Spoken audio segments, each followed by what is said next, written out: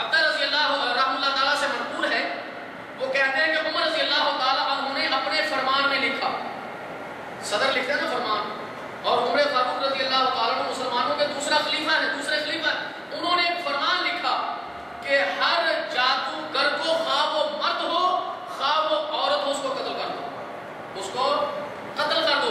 بجالہ رضی اللہ تعالیٰ عنہ کہتے ہیں کہ عمر رضی اللہ تعالیٰ عنہ کا یہ پیغام سن کر ہم نے تین جادوگروں کی گردن اتار دی۔ تو جادوگر کی سزا کیا ہے؟ اس کو قتل کر دیا جائے۔ ام المومنین مسلمانوں کی اماں محمد مصطفیٰ صلی اللہ علیہ وسلم کی زوجہ محترمہ حفصہ رضی اللہ تعالی عنہا پر ان کی لونڈی نے جادو کر دیا، ان کی لونڈی نے جادو کر دیا، تو اس کے بدلے میں اس لونڈی کو قتل کر دیا گیا۔ موطا امام مالک میں یہ روایت موجود ہے۔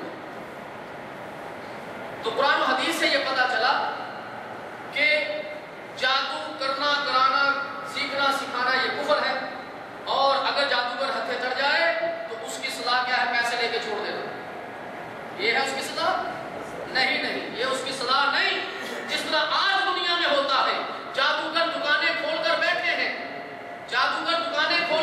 ہیں، مرد اور عورتیں ان کے پاس جاتے ہیں اور جادو کر کے لا کر دوسروں پر جو ہے وہ چڑھاتے ہیں، لیکن پکڑنے والا کوئی نہیں۔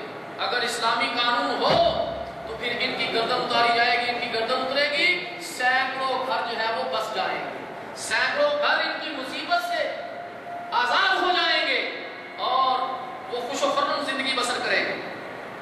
آٹھویں چیز، مسلمانوں کے خلاف مشرکوں کے ساتھ تعاون کرنا، مسلمانوں کے خلاف مشرکوں کے ساتھ تعاون کرنا، مسلمان کو مارنے کے لیے کافروں کے ساتھ مل جانا۔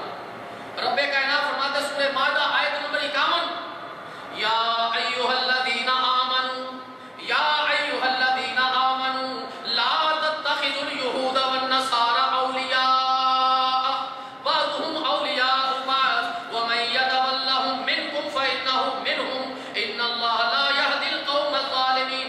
اے ایمان والو، یا ایھا الذین آمنوا، ایمان والوں کو رب کائنات کا خطاب ہے، یا ایھا الذین آمنوا، اے ایمان والو، لا تتخذوا اليہود والنصارى اولیاء، کیا نہ کرو جی، یہود و نصارہ کو دوست مت بناؤ۔ اولیاء کا معنی پہلے میں نے کیا بتایا تھا؟ دوست، یار، بیلی۔ رب کائنات فرماتے لا تتخذوا اليہود والنصارى اولیاء، یہود و نصارہ کو دوست نہ بناؤ۔ کیوں؟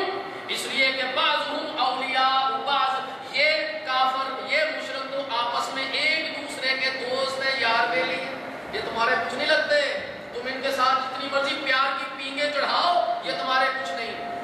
اور فرمایا وَمَن يَتَوَلَّهُم مِّنكُمْ فَإِنَّهُ مِنْهُمْ، اگر کوئی پھر بھی ایسا کرے تو فرمایا وہ انہی میں سے ہوگا۔ اگر رب کا پیغام آنے کے بعد بھی جو ان سے دوستیاں یاریاں لگائے تو فرمایا وہ انہی میں سے ہوگا۔ ان اللہ لا یہدی القوم الظالمین، اللہ تعالیٰ ظالموں کو ہدایت نہیں دیتا۔ جی یہ بڑی سخت وعید ہے میرے محترم دوستو، اس لیے یہود و نصارہ ہوں یا جو بھی کافر ہو، ان کو اپنا دوست یار بیلی مت بناؤ۔ اور آج کیا ہوتا ہے؟ آج کافروں کے ساتھ محبت میں اپنے مسلمانوں پر ظلم کیا جاتا ہے۔ اس کی مثالیں آج موجود ہیں، دنیا کے اندر دیکھ لیں۔ فلسطین میں مسلمانوں پر ظلم ہو رہا، عراق میں کیا کچھ نہیں ہوا، اور مسلمان ملے تھے، منافقین ملے تھے، اور آج سوریا میں اللہ پرسوں کیا ہوا پتہ ہے آپ؟ پرسوں کی خبر دیکھی ہے کسی نے؟ ایک دن میں 1700 اہل سنہ کا قتل ہوا، ایک دن جی۔ اور یہ کافر، یہ شیعہ کافر ہے، اس کی کئی مرتبہ میں دلیلیں آپ کے سامنے پیش کر چکا ہوں۔ شیعہ کافر ہے، جو قرآن کو نہ مانے وہ کافر ہے، جو اپنے 8 اماموں کا درجہ انبیاء سے اوپر مانے وہ کافر ہے۔ یہ کافر اوپر سے کہتے ہیں ہم امریکہ کے دشمن ہیں،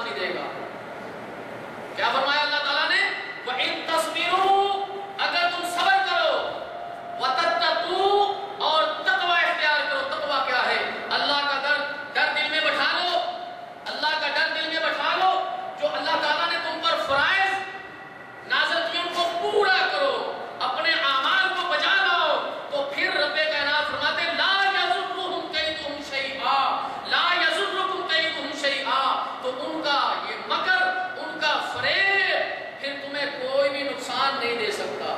لیکن جب تم تقویٰ چھوڑ دو گے, پرہیزگاری چھوڑ دو گے, رب کے فرائض کو پورا کرنا چھوڑ دو گے, پھر یہ تمہیں نقصان پہنچائیں گے. اور یہ بات سچی ہے. آج مسلمانوں نے تقویٰ چھوڑ دیا, پرہیزگاری چھوڑ دی, اللہ اللہ کرنا چھوڑ دیا, رب کے احکامات کو پورا کرنا چھوڑ دیا, کافر رب نے ان پر مسلط کر دیا. تو اس لیے میرے محترم دوستو, ہم سمجھتے ہیں کہ شاید یہ جو ٹیکنالوجی ہے, یہ جو سائنس ہے, اس سے آدمی آگے بڑھتا ہے. نہیں نہیں, اللہ کی قسم, آدمی آگے بڑھتا ہے تقویٰ سے, پرہیزگاری سے. جب تقویٰ اندر آئے گا, ساری چیزیں تمہارے غلام ہو جائیں گی. جب تقویٰ, اللہ کا ڈر تمہارے دل میں پیدا ہوگا, ہر چیز اللہ تعالیٰ تمہارے لیے مسخر کر دے گا. تو یہ چیز ذہن میں رکھنی چاہیے.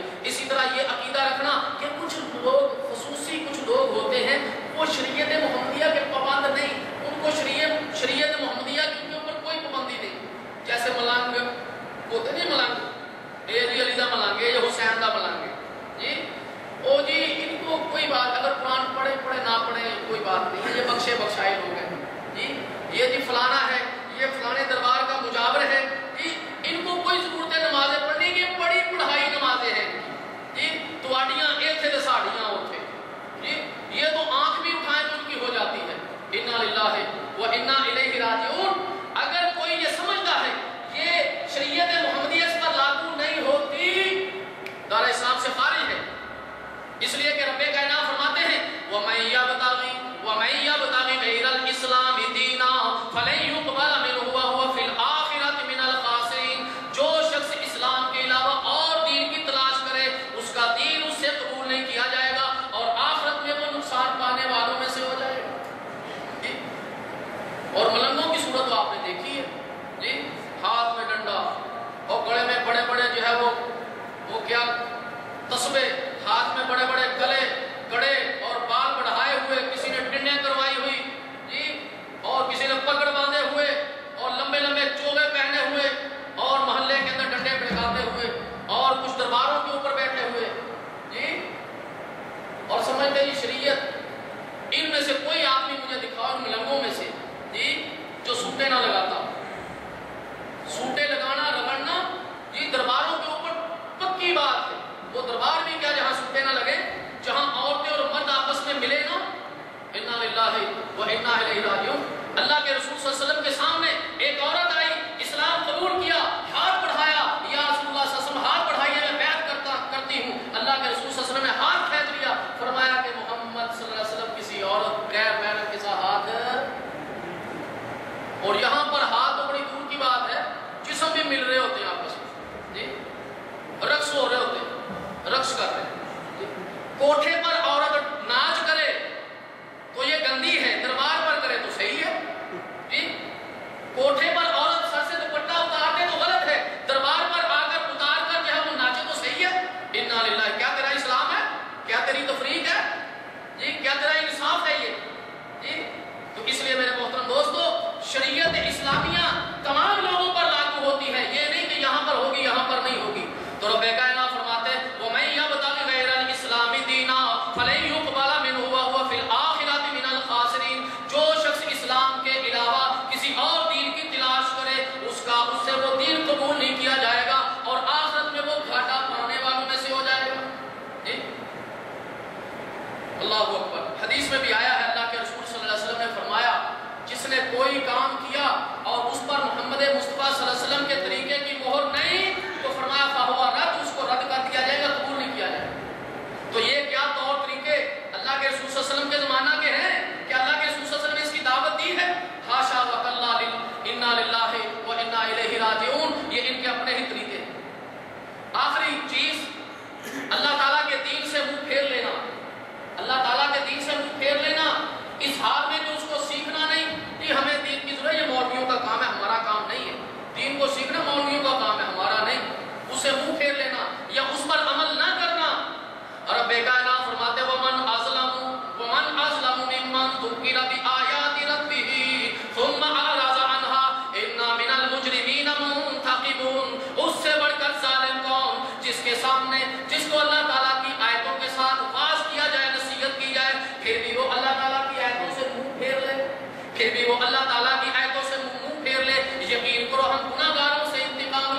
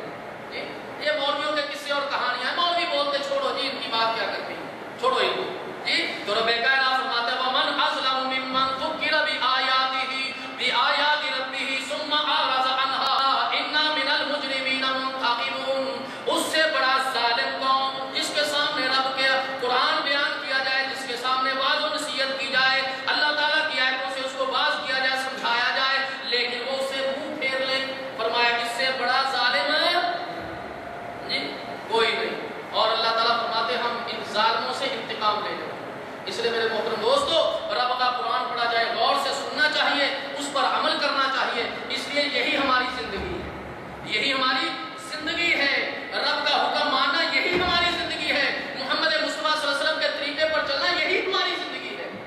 اگر دنیا نہ ملے اللہ کی محبت میں جائے، محمد مصطفیٰ صلی اللہ علیہ وسلم کی محبت اور طریقے میں جائے، اللہ کی قسم کامیابی مل گئی۔ اور اگر دنیا ساری مل گئی، نہ اللہ کی محبت، نہ اللہ کے فرائض ملے، نہ محمد صلی اللہ علیہ وسلم کی محبت ملی، نہ آپ کے طریقے ملے، اللہ کی قسم پوری دنیا ہونے کے باوجود بھی آدمی ناکام۔ اللہ تعالیٰ جل شانہ مجھے اور آپ کو عمل کرنے کی توفیق عطا فرمائے۔ اللہ تعالیٰ میرے اور آپ کے دل کی تمام نیک حاجات کو اپنے فضل و کرم سے قبول و منظور فرمائے۔ رب کائنات ہمیں قرآن و سنت کے مطابق چلنے کی توفیق عطا فرمائے۔ یہ جو چیزیں بیان کی ہیں اللہ تعالیٰ جو ہے وہ ایسی چیزوں سے بچنے کی توفیق عطا فرمائے جو چیزیں اللہ کے دین سے دور کرنے والی ہیں۔ اللہ تعالیٰ ہر وہ ہمیں کام کرنے کی توفیق عطا فرمائے جس سے دلوں میں اللہ کی محبت پیدا ہوتی ہے، جس سے دلوں میں محمد مصطفیٰ